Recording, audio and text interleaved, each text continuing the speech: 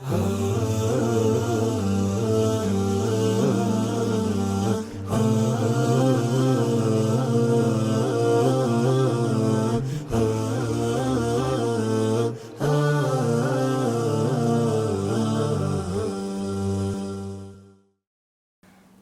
لله والصلاة والسلام على رسول الله أما بعد بسم الله الرحمن الرحيم مختصر درسونه د سیرت دا شروع نن شلم نمبر درس ته او په دې درس کې به د اسراء او د معراج واقعه ذکر کیږي.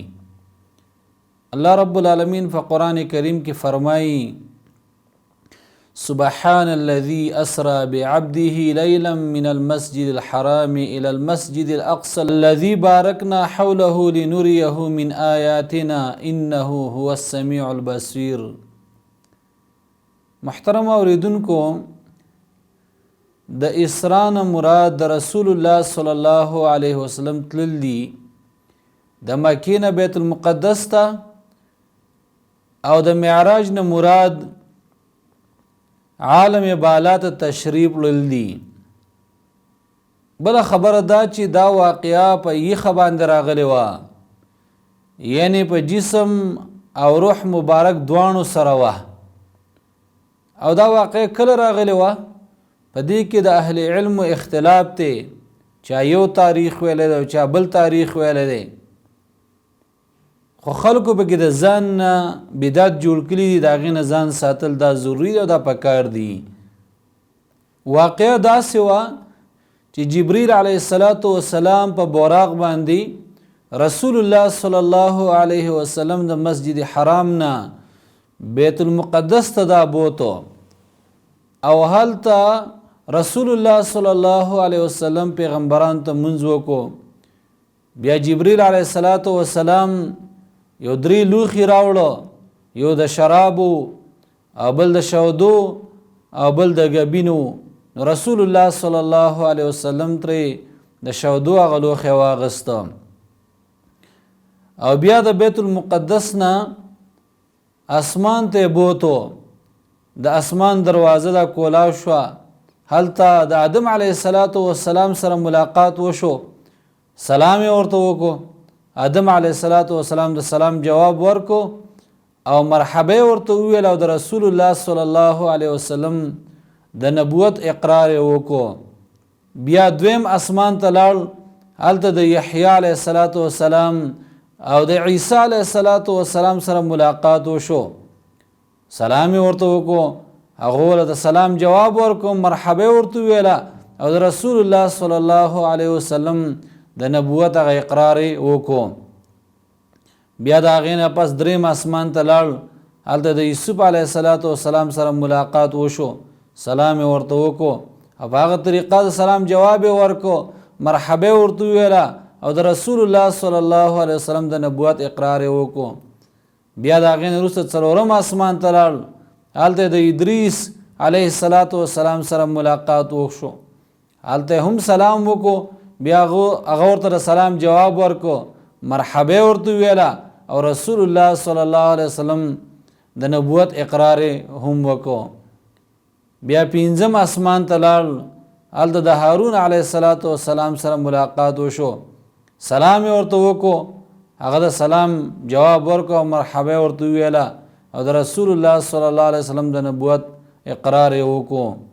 بیا شپږم اسمان ته لاړ، هلته د موسی علیه السلام سره ملاقات وشو، نو په هغه طریقه سلام ورته وکړو، هغه د سلام جواب ورکو، مرحبا ورته ویل، او د رسول الله صلی الله علیه وسلم د نبوت اقرار وکړو. بیا د هغې نه پس اووم اسمان ته لاړ، هلته د ابراهیم علیه السلام سره ملاقات وشو، بیت المعمور ته ډډه لګولې وه، سلام ورته وکړو، هغه د سلام جواب ورکو، مرحبا ورته وویله، او د رسول الله صلی الله علیه وسلم د نبوت اقرار وکړو.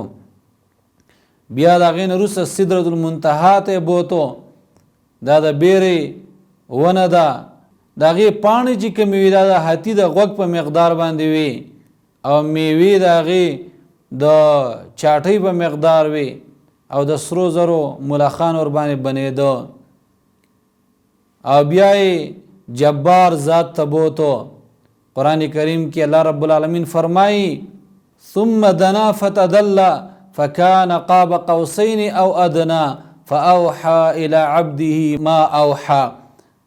د دوو لیندو یا کم فاصله په مقدار چې شو نو الله رب العالمین خپل بنده ته وحی وکړه او 50 منځونه دا پر شو په شپه او ورځ کې. بیا چې کله موسی علیه السلام باندې ورتیر شو په واپسۍ کې نو هغه ورته ویل چې رب دته څه حکم وکړو؟ نو رسول الله صلی الله علیه وسلم ورته په جواب کې ویل چې 50 منځونه دا پر شو. موسی علیه السلام ورته ویل چې ستا امت د دې طاقت نه لري، واپس لاړ شه او د خپل رب نه د تخفیف سوال وکړه. رسول الله صلی الله علیه وسلم واپس شو، د رب نه سوال وکړو نو لس کم شو. بیا واپس شو، بیا موسی علیه السلام دې تپوس وکړو، ورته ویل چې ستا امت د دې طاقت نه لري، بیا واپس لاړ شه. اخر دا چې رسول الله صلی الله علیه وسلم واپس کېده تر دې چې 15 منځونه دا پاتې شو، خو اجر د 50 منځونه دی. رسول الله صلی الله علیه وسلم چې کله واپس شو مکې ته او سحر شو نو دا ټول واقع بیان کړه.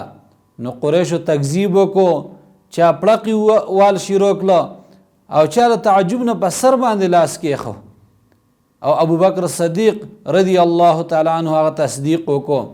کفار مکه د رسول الله صلی الله علیه وسلم د امتحان په تور باندې دا سوال هم ته وکړو چې د بیت المقدس اوصاف راته بیان کا.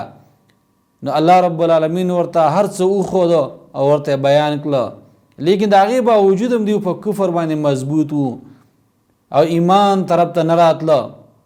غرض دا چې دا مختصر واقعه د اسراء او د معراج وه. بیا سحر کې جبریل علیه السلام هغه راغی او رسول الله صلی الله علیه وسلم ته د 15 منځونو طریقه او وختونه دا وښودل. وصلی الله علی خیر خلقه محمد و آله و اصحابه اجمعین.